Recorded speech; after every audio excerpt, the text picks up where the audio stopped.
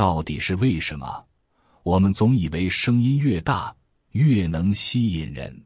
你站在人群里，用尽全身力气呼喊，每一句口号都像炸雷一样在头顶轰隆，恨不得全世界都知道你来了，恨不得所有人的目光都聚焦在你身上。可你有没有发现，当你扯着嗓子狂嚎时，真正能走进你并留下来的人往往并不多。更多时候，他们只是过来凑个热闹，看看你这个响亮的招牌和你嘴里甩出的蜂蜜。是的，一开始看似乌泱泱的聚集，但下一秒转眼就能见人群散尽。你甚至会困惑，我不是很卖力的表演吗？我不是很认真的布道吗？我不是很努力地打造了一个疯狂热闹、光芒四射的舞台吗？怎么人来人走，空得比以前还寂寞？这个现象就像大街上的免费试吃，有一堆人经过，一看你手里举着牌子限量免费，他们跑过来尝一口，高呼不错不错，甚至点个头表示一下礼貌。可他们真正停下来跟你深度共鸣，还是听你说完后买单，长期跟随吗？不见得。不少人只是顺手拿了你给的饵，尝尝味儿，然后一转身就继续奔赴自己的路。你在舞台中央留下一些说不清道不明的失落与尴尬，这就是所谓的你喊得越响，来的人越假，一种我们在社会上常见的噪音效应。当你极力制造轰动时，很多人确实会来看热闹，但他们更多是来看戏，并不是真正走进你的世界。老子的《道德经》第35章第一句话直打向天下往，其实就点破了这个荒唐而残酷的真相。老子说，想要让天下人都走进你，不是靠你吆喝，不是靠你拿话筒把嗓门吼到破音，也不是靠那些花招、口号或标榜什么我是觉悟的，我是灵性的，我是高频的。老子用的词是直打向，你若能握住那无形的道，真真实实的让自己成为它的载体，或许连载体都称不上，只是完全融进去，那么天下自然而然会来。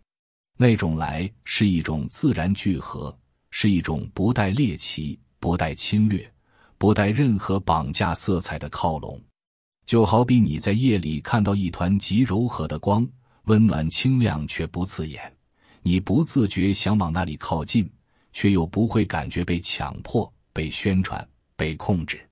那光没有说话，但你就是感到它在那里，而且你很安心。这才是老子讲的往而不害，安平泰。当你真的和那道同频共振了，你就成了一口无形的泉，让别人好像自发愿意来这里歇脚、喝水、安宁。因为这个地方不会伤害他们，不会洗脑，不会勒索，不会用任何糖衣炮弹去圈他们。真正的道场从来不是高举大旗、猛呼口号、列队敲锣打鼓，而是一个淡的让人忘了自己为什么来了的存在。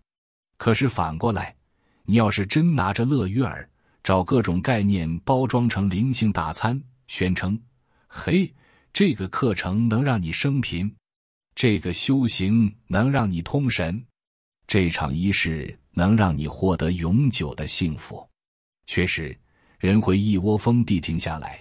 有人是好奇，有人是迷茫，有人真的需要一剂灵性兴奋剂。他们看着你端出的甜味炸弹，在想，也许我一口下去就能超脱，或者至少心里感觉，好歹我先尝尝你的免费样品。可是这些吃过你饵的人，停留片刻后往往还是要走，因为他们没有真正想让你带领，没有把你或你的道当作他们的歇脚之地。或者更精准地说，你提供的是短暂快感，无法令他们的内在真正沉静，也就无法给到他们长久的安心。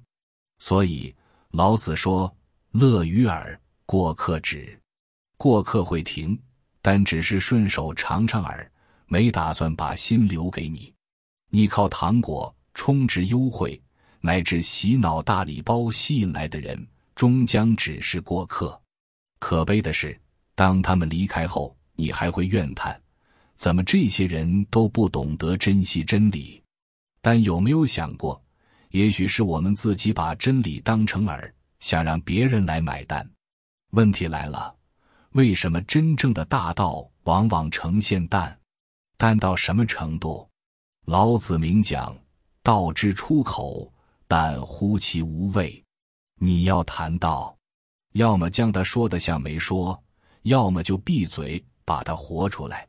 但真正活出来又很难，因为我们热衷炫耀，喜爱透过说来获得掌声，从而满足自我感觉，我很伟大，我很特殊，我比别人多懂一点宇宙真理。我们想拉人，我们想证明自己是开悟的，可偏偏道本身就是不露锋芒，不带口号，不彰显自己的，它只是一股自然流淌的力量，不需要吆喝，无需营销，自有其无形的吸引力。最诡异的是，道一旦要被说出来，往往就是失味之时。言语一旦过分装饰、过分粉饰、过分煽情，失掉的恰恰是它内在最宝贵的无味纯粹。那种无味，不是指它无价值，而是一种无可言说的真实。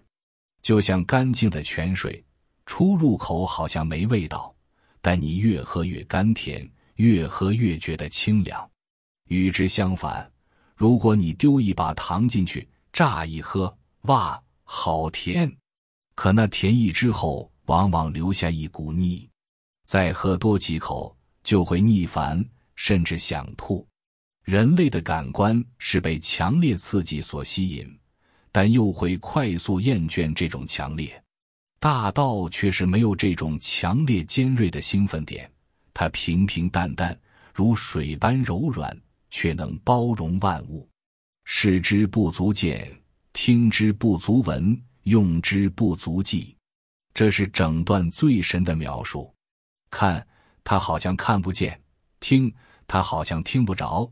你要用它，好像永远用不完。道在我们周围多少，无法衡量。你想要依赖它，可以，它不会拒绝你，也不会把账单甩你脸上说你用多了，给我钱。相反，各种精致包装的修行课、心灵课、成功学大法，常常要你缴费，要你膜拜，要你在社群里不断打卡，宣示自己的觉悟。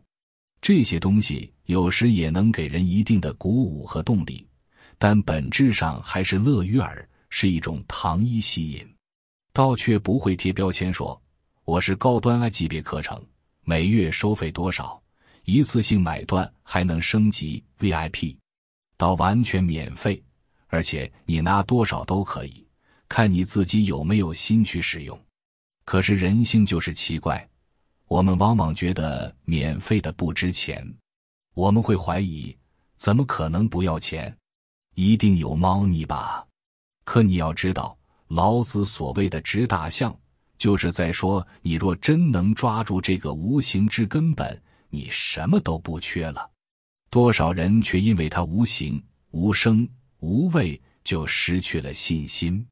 他们觉得，哎呀，这也没啥特别啊，没高潮没刺激，我还是去追那种炫目的，能让我飙泪，能让我嗨翻的课程或仪式吧。于是反而失去与大道相遇的机会。先别急着否定自己，也别责怪别人，那毕竟是人类的惯性思维。我们从小到大被训练得特别喜欢热热闹闹。比如小时候父母会说，来，给叔叔阿姨表演个节目，让他们看看你多厉害。你那时小，也许还内向，但被长辈逼着硬上台。久而久之，你开始习惯想获得关注就要会表现。后来你上学、工作乃至创业，更懂得要抓住别人的眼球。你试着用尽方法，闪亮的 PPT、夸张的肢体语言、如同电视推销员般的口才，希望别人看到你的努力，看到你的价值。但真正的价值往往如同沉香，不需燃烧自己到烟熏满屋的程度。真正的高手大多时候看起来就是那么安静，甚至有点无趣。他们不吆喝，你若有缘感受到他们的味道，就会自发靠近。那才是往而不害、安平泰的境界。你既不需要热闹，也不需要收编任何人，别人却因为你的纯净而感到放松，因而与你同行。有人会说，可不炒作，不宣传，那我怎么成就事业？怎么吸引客户？怎么带人觉醒？这看似很现实的问题，其实是因为我们混淆了自然的吸引力和刻意的炒作。宣传本身没罪过，关键在于你的心是否执着在我要抓住他们，或者我要得到他们的崇拜。如果你真正值大象，就算做一个小规模的宣传，也会是自然真诚的分享。你不会为吸引人而刻意搞噱头，更不会用所谓灵性大饵去诱惑对方。你不是在推自己，你只是像一个泉水不对，过路人吆喝快来喝我能让你成仙。它只是默默涌出清泉，倘若有人口渴，看到这清泉，感受到它的干净和真诚，也许会走过来喝上一口。喝完，他若喜欢，还想再多喝几口，就再喝；不喜欢，转身就走，清泉也不会因此失落。他不会苦恼，哎呀，他怎么不欣赏我？是不是我不够甜？真正的道性就是如此淡然。可是我们现代人活在一个无限放大的社交网络时代，各路网红、精神导师、讲师纷纷出招，争奇斗艳。有人直播大哭大笑，讲自己奇玄的灵性体验；有人秀天书符咒，宣称自己一夜之间见了神，然后收取高昂学费，号称能带着学员直通宇宙中央，下载高维指令。这听起来刺激极了，很多人真的会拜倒在这些神迹和传奇里。可是，一旦他们发现这也不过是个过客打卡的糖果站，要么就开始失望，要么另寻下一个更刺激的导师。这场猎奇循环就这样不断重复。所有人都在喊，来我这里，我们的团队，我们的能量有多棒。或许是因为我们这样喊，才能获得流量，才能让更多人来花钱。可老子早在2000多年前就告诉我们，乐于饵，过客止。人确实会被饵吸引，却只是短暂停留。因为那不是真正的道，道是单纯、无味却永不枯竭的。你想学它，就得先把那些炫目虚实的东西一把丢掉。有人又问，那如果我彻底不搞宣传，是不是就没人会知道我了？我是不是就只能独自坐在山里默默发呆？其实有些人真的这么干了，有些极高明的禅师、修行者，他们就默默住山，不收徒，也不喊口号。奇怪的是，总有那种机缘巧合的弟子千里迢迢自愿来找他们。他们没做推广，也没有公众号，更没有商业包装，可就是有人能听到消息，山里某个老爷子好像有点真东西，然后不怕跋山涉水，就硬要去见上一面。这就是道的力量。道无需吆喝，却挡不住真正有缘之人想靠近。当然，你我可能不必走到这极端，我们在红尘中做事，还是需要让人知道我们在做什么。但更关键的是，你做这一切时，究竟抱什么心态？是为了收割众人的关注与认同，还是为了让那道在你身上自然流露？当你纯粹了，你就不需要那些虚张声势的动作。当你纯粹了，就算你说几句介绍自己的话，也不会让人感到一丝勉强。那就是往而不害、安平泰的气场。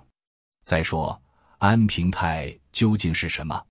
有人会理解成和谐宁静，有人会理解成被保护、被关照。在老子的语境里，更多是一种不惊不扰，不干扰他人，也不扰乱自己。别人来到你这里，既不会感觉被改造，也不会感觉被算计，更不会感觉被评判。他们可以保有自己的观点、信仰、选择，而你仍然包容他们的存在。这是一个极有包容力的状态，也是一种更高层面的自由。很多宣传很夸张的地方，其实都在试图改变别人的思想，让他们变成自己的追随者，好像你得跟我一样才能算被拯救。但真正的道却从不需要别人变得和他一样，因为他本身就无处不在，任何人的不同都不影响他的存在。我们只需以这个松弛的姿态去拥抱别人，也拥抱自己，你就会发现一切都可以安然并存。当然，说起来很简单，做起来就没那么容易，因为这意味着我们要放下自我满足的冲动，要放下让别人喜欢我们的渴望。我们有时说，我只想帮助别人，不在乎个人名利。可是一旦自我没得到满足，我们就会失落、焦虑，甚至愤怒。为什么他们不买账？为什么没人肯听我的真理？可见，帮助别人背后还是藏着想要被认可的欲望。唯有当我们真的把这些都放下，像手握一把沙子般松开，那沙子反倒能安静地留在你掌心，你也不会因为紧抓而把沙子捅得满天飞。老子讲的你若真执助道之相，不必争，世人自来，不必说天地自应。听起来让人心生向往，但也让我们纠结，我真的敢不去喊吗？我真的有那份信任，相信我静下来就有力量吗？这其实是一个很大的自我颠覆。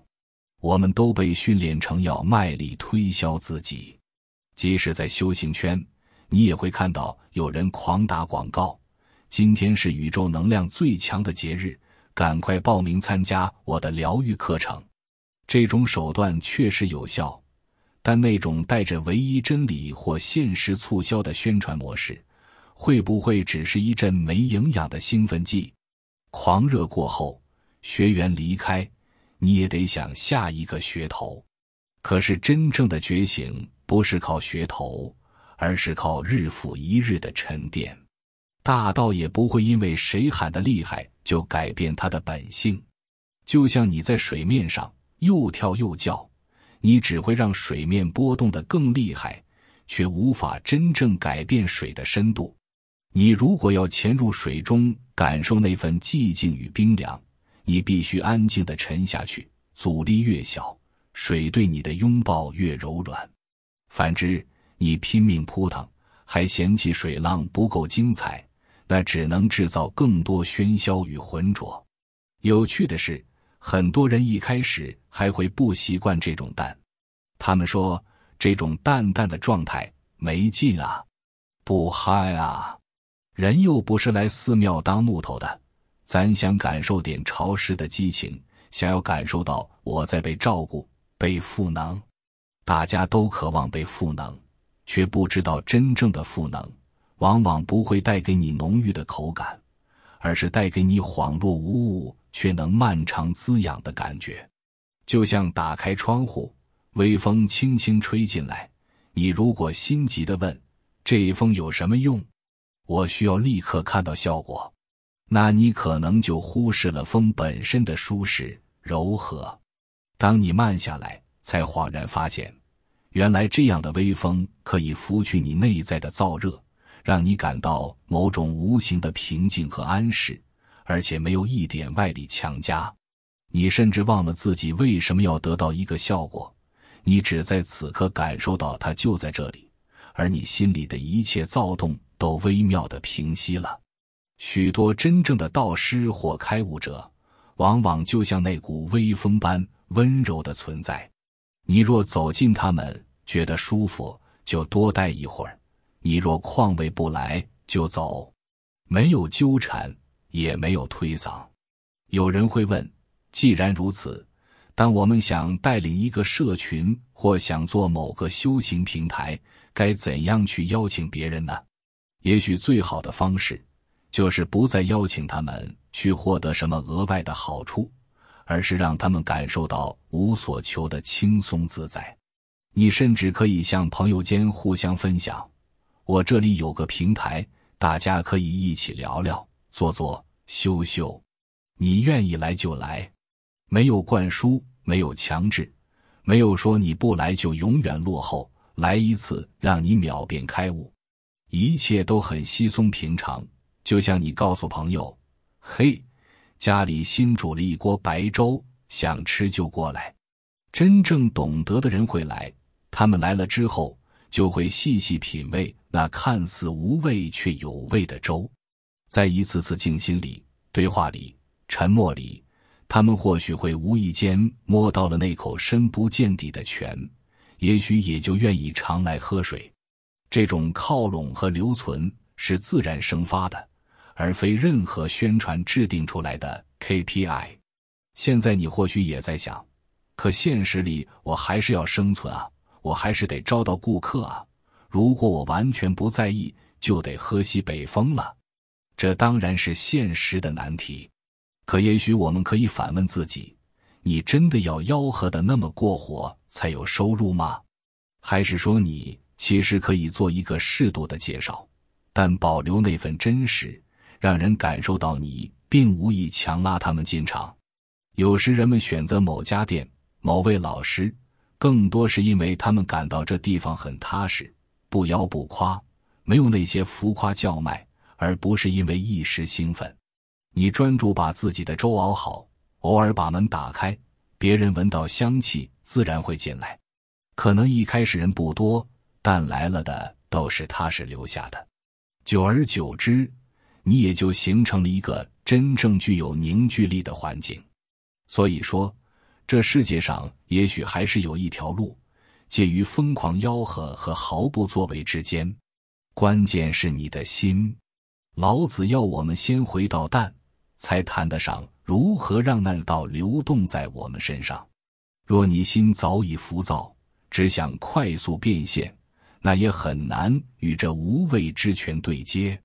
在这里，我们也要小心一种假淡然。有人故意摆出一副我不争，我很空灵，我不需要粉丝的高姿态，但暗地里却渴望受众的跪拜。甚至有人说话轻声细语，故作禅意，外表看似不争不抢，可实际上他内心仍然觉得我比你们更高明。这种装无畏比高调狂热的卖弄更可怕，因为他欺骗的不仅是别人，还有自己。真正的无畏，是你已经不关心自己在别人眼里是什么形象，不需要螺旋式自我陶醉，你只是单纯的在，就像空气，你可能都没注意到它，可它却毫无保留地滋养着你。能够成为这样的人，需要很深的自觉与长时间的修炼，绝非嘴上说说我很淡就能达成。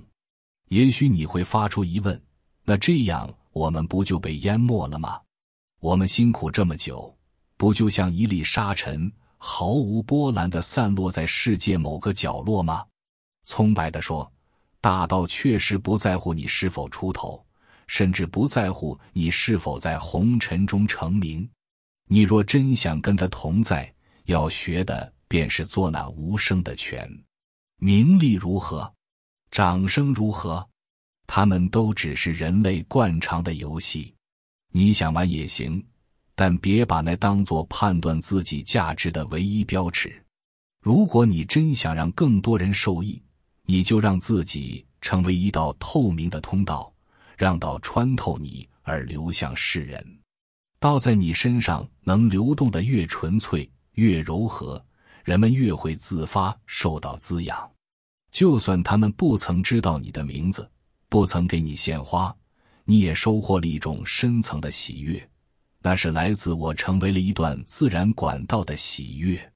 反观那些拼命喊口号，努力成为某某大师的人，他们可能也想救人，但他们先要收获一笔名声、地位或金钱的回报。于是初衷里便掺杂了我想获得崇拜，这就与大道的无私无畏背道而驰了。这时也许有人会焦躁，我做不到啊，我就是普通人，我就是喜欢被认可，我也需要吃饭啊。没有关系，先承认自己有这个欲望并无错，问题只在于你会不会被这个欲望牵着鼻子走，让你不断用各种华丽的方式去拉人头。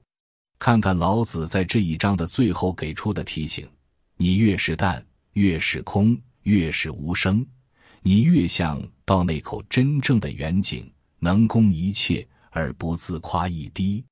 换言之，如果你能减少那份自夸，哪怕只是一点点，就是往真正的道靠近一步。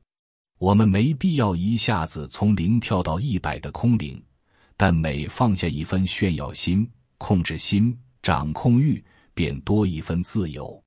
久而久之，你会发现，不是你刻意变得淡，而是你渐渐发现淡的美妙。你不再想花力气去设计噱头，因为那让你觉得累，也无法长久维持。你开始喜欢自己这种很安的状态，喜欢看别人在你身边轻松自在，不用迎合谁，也不用看谁的脸色。那才是真正的安平态，你自己也平，别人也平。到这里，也许有人在摇头，这说得轻巧，可怎么实践？其实，如果你现在就停止问怎么做，而把注意力放到静观自己的心，你会发现问题不在外面，而在于你能不能和自己的不安、贪念、执着和平相处。你要执大象，但那大象不是一个形状，更不是一个具体思想，而是一种空。能抓住空吗？看似荒谬，可老子就要你抓住这个无形之象。当你体验一次这种无形、无味，却又充盈一切的感觉时，你就会明白老子说的你不必喊，别人自来绝非虚言。如果你只觉得这太玄太难，那就算了，继续做你擅长的吆喝也行。只是你要知道，那会带来什么结果。过客止，热闹一阵后，终将空无。你或许正在默默思考，到底该怎么选？我要当一口安静的泉水，还是一座热闹的冒烟摊档？很多时候，话说到这儿，就该留白了。我也不想给你一个固定答案，因为每个人都有不同阶段，我们在不同阶段选择不同的方式都可以理解。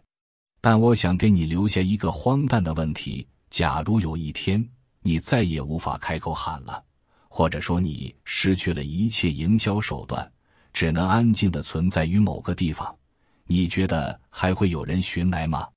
如果答案是不会，那就表示你得到的那些人真的可能是靠你喊过来的，他们也会因为你不再喊而离开。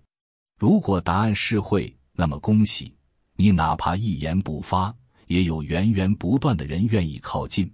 这是因为他们其实要的不是你的噪音，而是你身上那份空与淡。如此，你就离真正的大道更近了。想象一下，夜里没有月亮，一轮朦胧的星光笼罩着荒野。一位老者坐在草地上，不言不语，看似什么都没有。但你走过他身边，不知怎的就觉得安心，你甚至愿意在他旁边席地而坐。如果他开口说话，也很少，只是淡淡一笑。若你离开，他也不会有丝毫挽留，你也不会觉得被忽视。那一刻，你感到自己内在深处萌生了一点微弱却清凉的东西，仿佛你心里多了一口看不见的泉。你说不出它是什么，也无法用热烈的词汇表达它的震撼感。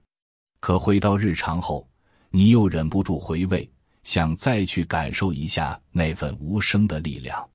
你从此记住了那夜星光下的老者，不是因为他给你灌了什么神力或洗了什么脑，而是因为他什么都没做，却让你真实地感知到那份空。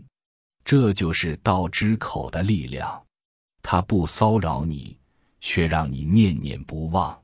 很多观众也许听到这里，会觉得既被吸引，也有点不安，因为这与我们习以为常的吸粉之道不同。我们平时习惯于到处吸睛，习惯于用各种刺激手段争夺用户时间，但老子这一章就像给了我们当头一棒，把我们的一切营销技巧都敲碎，然后问我们：你还相信什么？你愿意相信真正的力量其实不会通过卖力宣传而呈现吗？你愿意相信真正的大道淡得让你忘了自己为什么来了，却让你再也离不开？一旦你承认了这个可能，你的世界观就会动摇。你或许会开始想，那我以前热衷的那些努力，是不是都是一场闹剧？我自以为在给别人带来帮助，其实更多是在填补自己的缺口。这样的念头会让我们情绪翻滚，有点想抓狂。但这恰恰是一个开始，一个全新的思考点。我不会再给你终极答案，因为老子也不这么做。他只是一言：视之不足见，听之不足闻，用之不足记。把这个谜语一般的句子丢给你，然后走了。你要自己去解，解得出也好，解不出也罢，这道都在那里，不急着被你定义。你越想强拉他为自己的口号，他越是逃离你；你越是放松，让他自然的显现，他越是光明磊落的呈现。就像你在黑暗中张牙舞爪的找光源，你越是慌乱，越容易撞向墙壁。可当你静静停下来，也许光就自然出现了。而且当光一出现，你也不会再去吹嘘自己有多伟大，因为你会知道，这光不是你创造的，你只是有幸让它流过你。所以最后也别等待一个大结局。老子的文字往往在留白处才最具威力。也许你今天听完会失眠，你会想，我操，我从来没想过这个角度。你会反复问自己，我这么多年努力呼喊，是不是只是让自己越来越吵？我以为吸引了人群，其实他们只是贪图我手里的糖果。如果真实的道路就在那里，我为什么总视而不见？这种后觉醒的混乱感也许让你不太舒服，但这不正是我们真正需要的开悟前的震荡吗？没有一丝撼动，哪来的彻底更新？就让这疑问留在你心中吧。你明天依旧可以去工作，去社交，也依旧可以发广告，搞活动。如果你内在开始对答案有了好奇，那请你试着在一天的某个时刻安静下来，什么都不说，不严格要求自己做什么冥想仪式，单纯就静下来，看看自己会经历怎样的内心起伏。也许你会焦躁，也许你会片刻得到一种微醺的宁静，那都是自然的过程。一切照旧，但又好像一切都被重新洗了一遍。这就是这张无言之道，一句剁你一个我带给你的猛药。它不会直接把你扔到天堂，但它会让你质疑那些五彩斑斓的糖衣，然后让你体验无味背后竟然有着无限滋味。最后，我留一个类似玩笑的问题收尾，你也别期望一个圆满解答。如果所有的声音都消失了，只剩你内心的一丝呼吸，你会不会仍然相信自己存在？会不会仍然感到一股无声的力量环绕？还是你会惊慌失措，觉得世界陷入虚无？好好感受这个问题吧，你可能越想越睡不着，但这恰恰是老子留给我们的礼物，没有安慰，没有灌溉的鸡汤，甚至没有告诉你该往哪里走。他只告诉你，大道就是这样，真正的大道没有味道，可一旦你喝过，便再也离不开。